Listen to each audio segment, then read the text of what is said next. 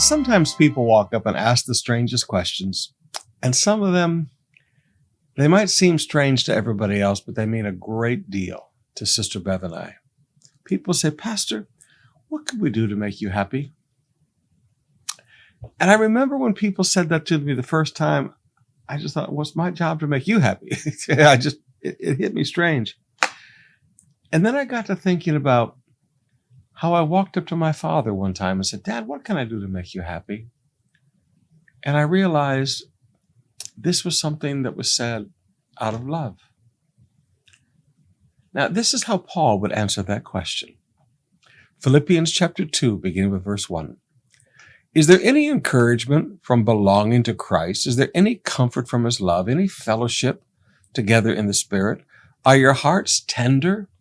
Are they hard? Are they tender and compassionate? Then make me truly happy by agreeing wholeheartedly with one another, loving one another, and working together with one mind and purpose. Now, let's just start there. He said, "You really want to make me happy? Stop all the division, the strife, the arguing." He said, just stop all that and learn to agree from the heart with each other and love one another and work together.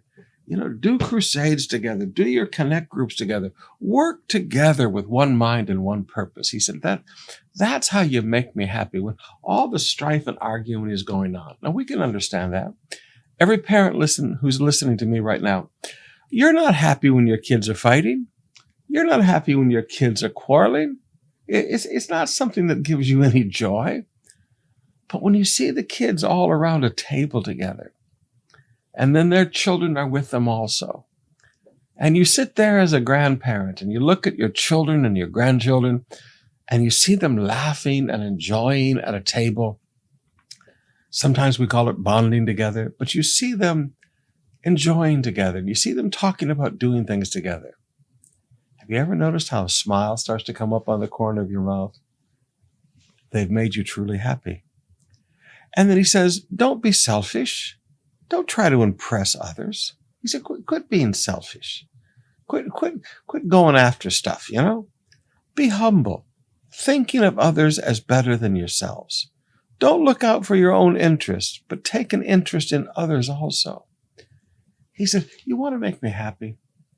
Love each other, care for each other, work together with each other.